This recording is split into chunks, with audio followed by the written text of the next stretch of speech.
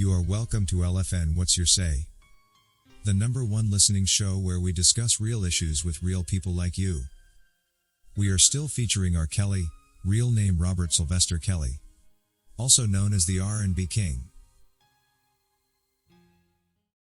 James Peter DeRogatis, who was born on September 2, 1964, is an American music critic and co-host of Sound Opinions.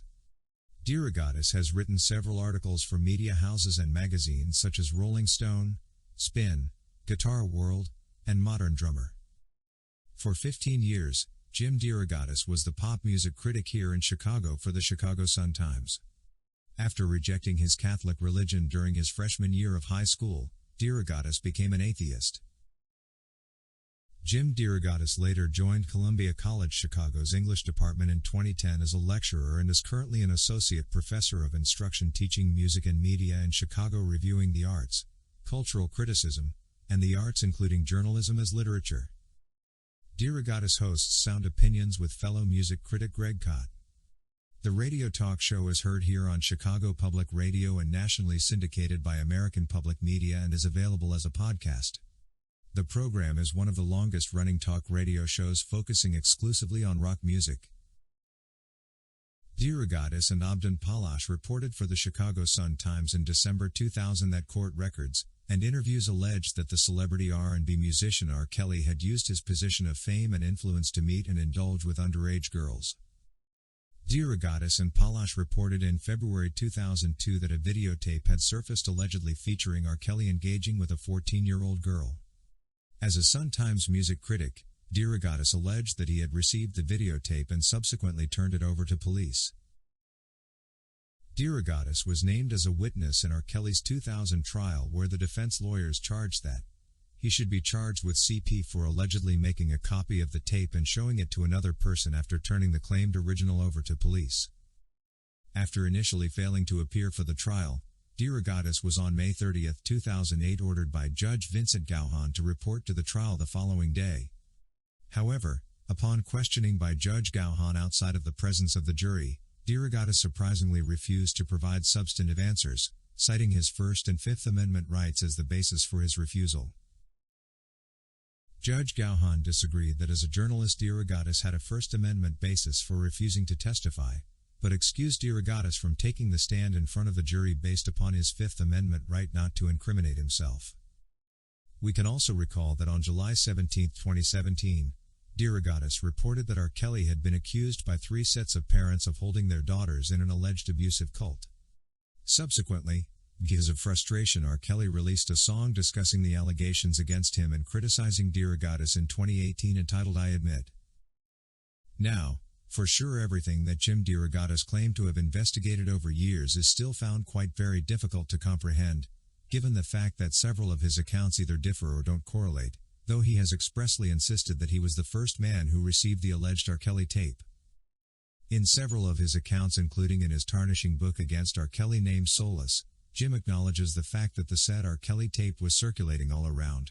This prompts one to query his argument that he was indeed the first man to receive the tape and break it out to the public. Jim has claimed to have received at least 2 tapes, one in 2001 and then the other in 2002, both allegedly depicting R. Kelly abusing and being involved with underage girls. The fact remains that only the second tape became a centerpiece of R. Kelly's 2008 trial. Can we honestly think that DeRogatis received a tape depicting R. Kelly in abuse of a minor and did nothing, not even reporting the matter to the police or even blowing the whistle he so much longed to?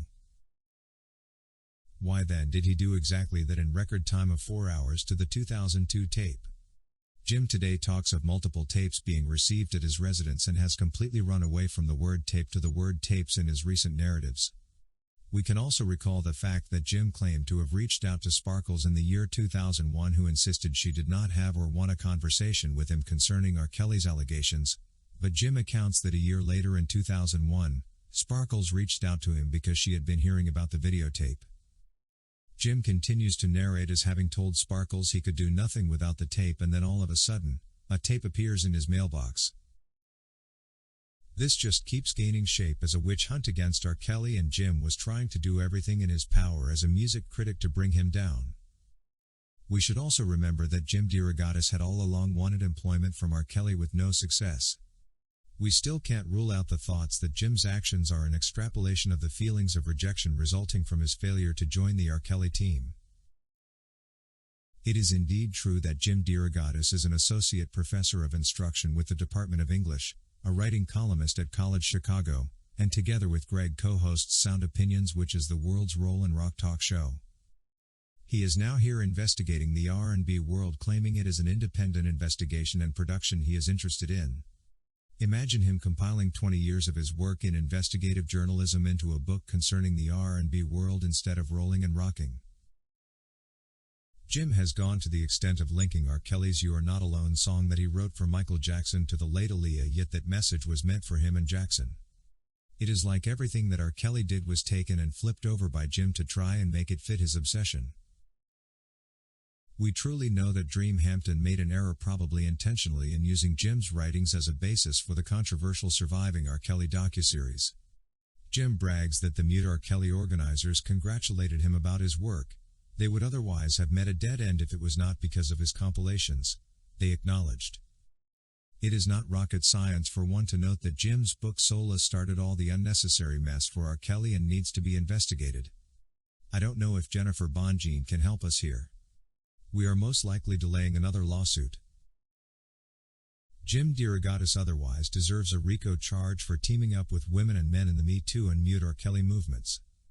He did put up criminal organizations whose aim was to bring down R. Kelly. Journalists should be unbiased. You can't report on other artists differently by having a pass for some and not the other, yet they did the same thing, and you claim it is because they don't have as many accusers as R. Kelly. It is interesting to hear Jim say that he got the facts and then threw the tape in the trash pile because he thought that it was a hater who had fabricated it. It also remains strange as to why the alleged girl on the tape, who was the star witness, was not subpoenaed because they felt she had been victimized enough to subpoena her, or force her and the parents to do so. We however hopefully think that the Supreme Court will be able to see things differently because it has a history of true legal independence and is not susceptible to influence peddling. There is too much evidence that Judge Donnelly did not allow the jury to see or hear. Jim endeavored to attack whoever tried to bring out the truth about R. Kelly's situation. DeRogatis makes unfortunate statements that Susan Logan served as part of the machine that didn't take R. Kelly's allegations seriously as criminal acts. Nonetheless, Jim or no Jim, all we pray for now is for the Supreme Court of this great nation to look at things in a non-prejudiced way, using the independence it enjoys, and grant R. Kelly his long-deserved freedom. Thank you for watching today's video, a production of LFN Media, giving you another perspective of issues at hand.